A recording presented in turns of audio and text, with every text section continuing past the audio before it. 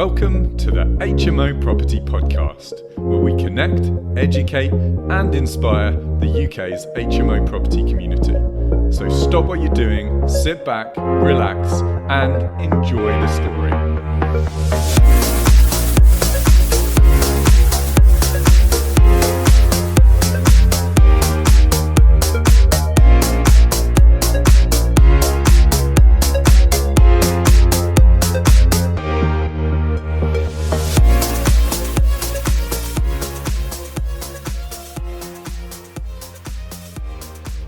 What's up, HMO Nation, and welcome to another episode of the HMO Property Podcast. In this episode, we're interviewing successful HMO property investor, Hannah Smith. Hannah is going to take us on her HMO property investment journey, including the ups, the downs, the highs, and the lows. Now, Hannah's been investing in HMOs for some 3 years now, but she's completed over 30 HMO projects and currently houses over 110 tenants herself. So let's jump straight in. Hannah, welcome to the show. Thank you. Great to have you here. Yes, great to be here. Thank you. Before we dive into the details, tell us about yourself before you got into HMOs.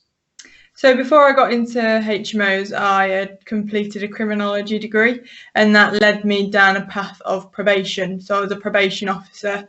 I worked in the community and in the prisons, working with high risk male and females. How long did you do that for? Did that for 4 years in total. Okay. And did you enjoy your time? Yeah, I did enjoy my time. It was hard work. Burnout was quite regular because of the nature of the people that we were working with, very chaotic and dangerous individuals. But yeah, I enjoyed it. I found it rewarding. Sounds like managing a big HMO to me. Yeah, exactly. Okay, and so you've done 4 years, 4 years outside of property or HMO investing. Were you doing any property investing before you got into HMOs 3 years ago? No, we weren't. We bought our own residential property, and then we were just looking into buying another buy-to-let. And then we went on some courses and then realised that what we were going to do wouldn't have cash flowed. So that's what got us into HMOs. Got it. Okay. So Hannah, tell us, how did you actually end up making that step of going, I want to get into HMOs? We'd done some courses, and from there, because we'd been travelling up north to build a buy-to-let portfolio, and then we were on a course and we discovered HMOs, and then we realised that HMOs would work in our area. So with it just being on our doorstep, it meant that we were able to build momentum a lot quicker. Got it. Okay. Which course did you go on? We actually found out about HMOs on a creative finance course with who was that with? Legacy Education. Okay. Yeah, so we took the elite package with Legacy Education, and we've not looked back really.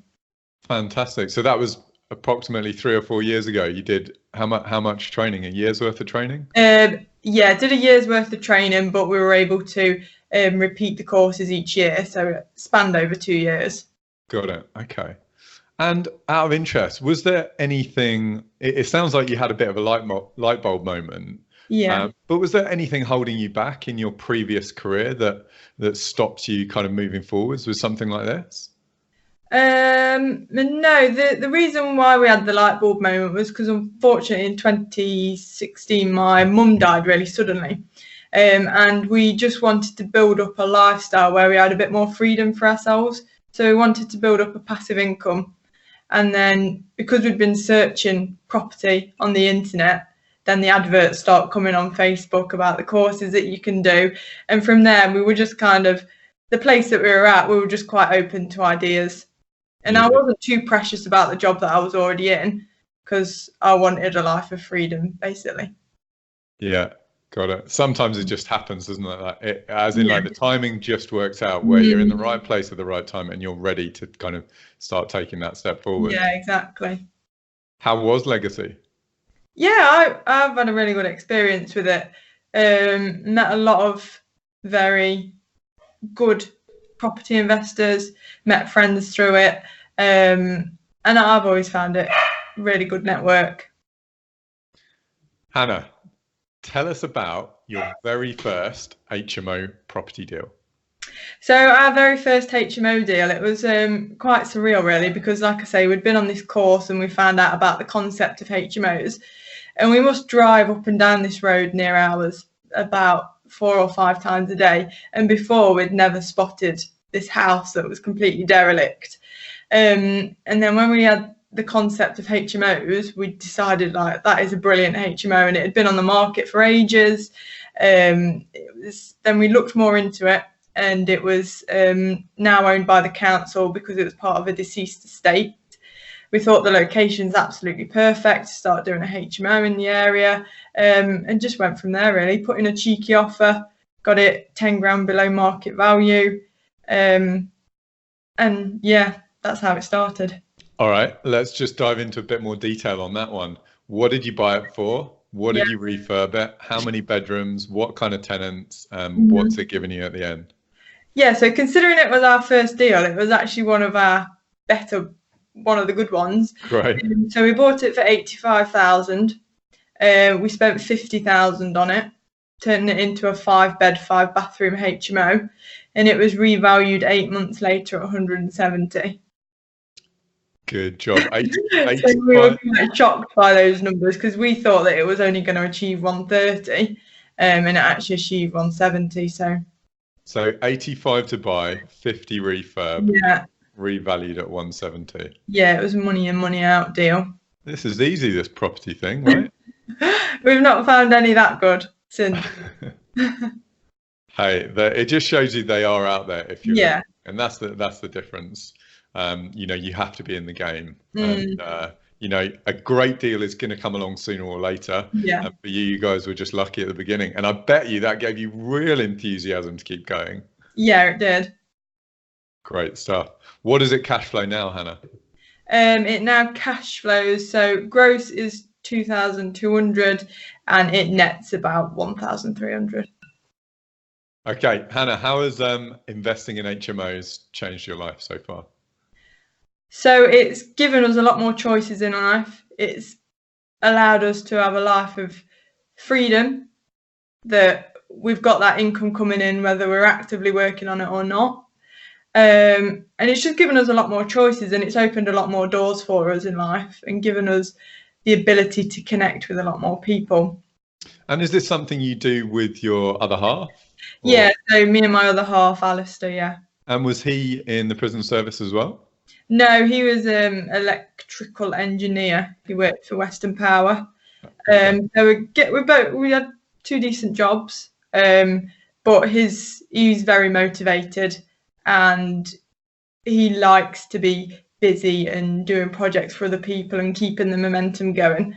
So he's kind of the driving force in that aspect, whereas I'll deal with all the refinances and all the paperwork basically. So we work well together. Sounds like a good team structure. Yeah. Good stuff. Sounds pretty life-changing to me compared to 4 years ago. You know, I can imagine, I know certainly when I had a job, the difference, you know, just from my enthusiasm after work was just markedly different. So like, for example, when you would come home from work after a day in the prison service, what's the difference between now and then? Well, before property came onto the scene, when I used to come back from work, I'd just want to completely relax because my head would be so full. I'd probably just spend the evening, I would just spend the evening on the sofa, cooking tea, watching Coronation Street. And then I can remember when I went on one of the first course that I ever went on, the speaker, she said, I don't even have a telly anymore. And I thought, how weird. And now I barely ever watch telly, and like the thought of sitting down just watching telly aimlessly makes me feel a bit sick. Yeah, waste of life, but we've all been there. Yeah, it's crazy. At one point or another, we've all been there. And I used to love having days off so that I could watch This Morning in the morning, but now again I don't even watch it. Yeah. You couldn't pay me to watch it now. No chance. Hannah, what's your favourite part about HMO property investing? My favourite part is probably the getting it over the line and getting the refinance done and paying all the investors back. That's my favourite part, because then it feels like all your work's complete and then you can reap the benefits from it then. Got it. And how about your other half's favourite part? What would you say his favourite part was? I think his favourite part is helping others do the jobs for others, because we've got a development firm as well and we run 8 to 10 projects at a time, and his favourite part is being busy and organising people, getting in new business and turning a project around for people. Got it. Hannah, we've talked about the past. Before we move on to the present and your future plans in HMO property, let's take a minute to thank our sponsors. Are you looking for an effortless HMO mortgage experience? If that's a yes, there's only one place to go: www.thehmomortgagebroker.co.uk, the UK's #1 specialist HMO mortgage broker. They're so specialised that they don't do anything else. HMO mortgages, HMO remortgages and HMO bridging. That's it. They have access to every HMO lender out there, and even some exclusive products not available to other brokers. With lightning fast service and A1 communication, they're easily the best HMO broker in town. So to experience HMO lending made easy, go to www.thehmomortgagebroker.co.uk today.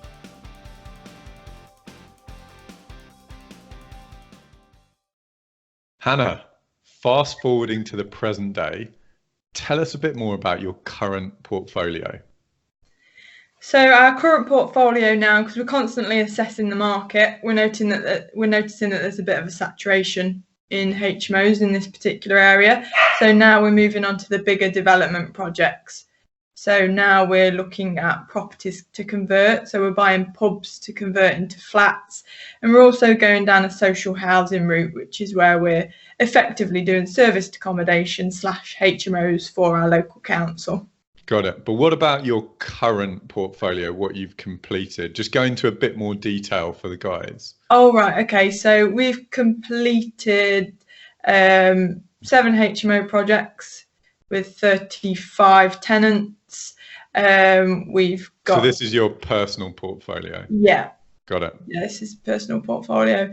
We've got a collection of buy-to-lets as well, and we've got a collection of social housing portfolio and buy-to-lets, which is where we've converted bigger buildings into flats.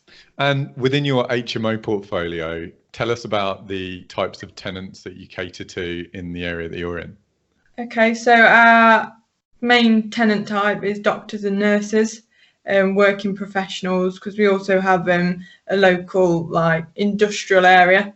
So it's working professionals, and then we also have a project that's just specialises in social housing. Got it. Okay. And tell us, Hannah, about your best, out of all the ones you've done 30 in a short amount of time. Tell us about your single best HMO investment to date. And it doesn't have to be for the money, but it can be if you like. I would say that the best one was our first one.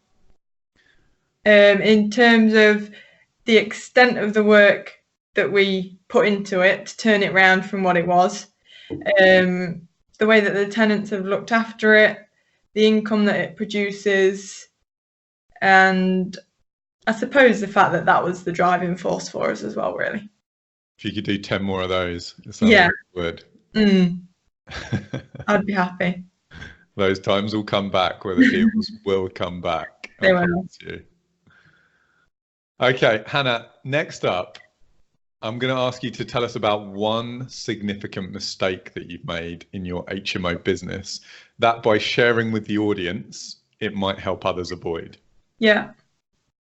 So our significant mistake, I'd say, would be that we, on a 7-bed, 7-bathroom HMO, we were convinced that it was going to get a commercial mortgage. But if you're investing in an area where there's no commercial comparables at that rate, it doesn't always get revalued on a commercial mortgage. So ours only went up to bricks and mortar, which obviously meant it was still a good deal, but it meant that there was a lot more money left in than we'd envisaged. So it meant that there was probably about 30 extra grand in the property. Because on all the courses that we've been on, 7 bedrooms, 7 bathroom, it's commercial all day long. But if you're in an area where there's no commercial comparables for that, then with the strict lending criteria at the moment, you can still get bricks and mortar. So always have a second exit. Brilliant. That is a really good mistake to learn from. And many of our listeners will be having that same question in their, or having that question in their mind of, you know, the what if. So thank you for sharing that one, because we see it at HMO Hub, we see it time and time again. People choose the wrong broker, they don't quite get it right, and they end up with a bit of a lemon that they either have to pay for a revalue, another 1,500 quid's worth of revalue with a commercial lender, or they're left carrying, you know, an extra few grand left in the deal, which if you're trying to do more deals is never a good thing. Yeah. Okay, how about, you touched on it briefly, Hannah. Tell us about your HMO portfolio plans for the next 12 months. Okay, so our HMO portfolio plans are to look for different areas, because like I say, we're finding a bit of a saturation, and also to free up some of the stock by selling it on a yield basis to investors.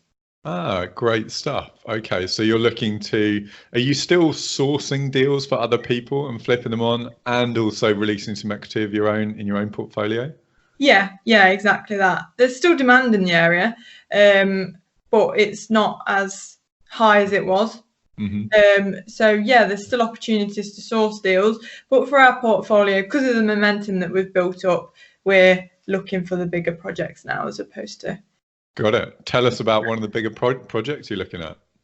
So one of the bigger projects we just completed on a pub that's going to be turned into 13 luxury apartments. 13.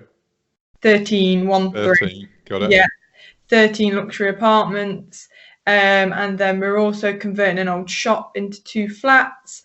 And then we're looking at commercial industrial units as well. Ah, okay. So getting away from the residential angle, just a bit of diversification. Oh, and next year we've got a project where we're building 12 new builds. Oh, fantastic. Hannah, what part of the country are you in approximately? In the Midlands. You are in the Midlands. Good stuff. Lots of activity going on in that part of the UK by the sounds of it.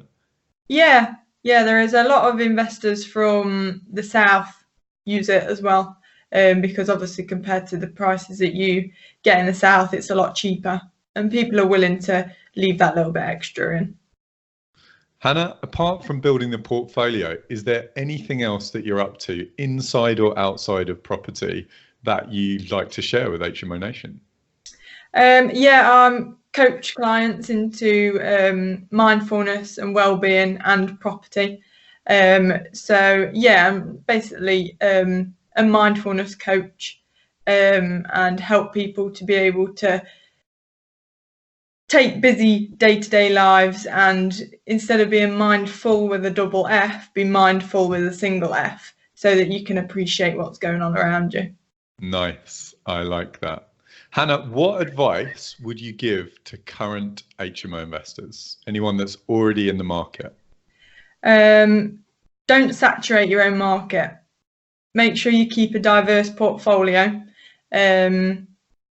Keep the standard high, but don't get too attached to the properties that you're doing, because it can end up you putting a lot more money in and it not actually having any significant value on the done up value.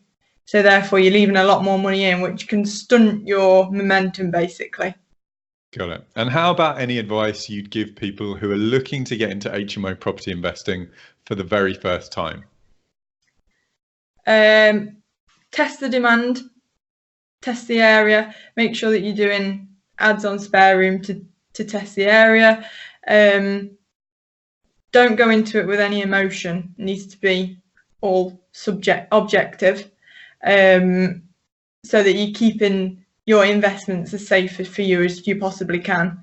because you don't want the hard conversations to come with the investors at the end because you thought that was going to be the done up value. You thought that it would be better to put a swanky bathroom in because it looks nicer. You need to do it to the demand. People don't always want that. People are happy still to share bathrooms. So if it doesn't need it, don't do it. Love it.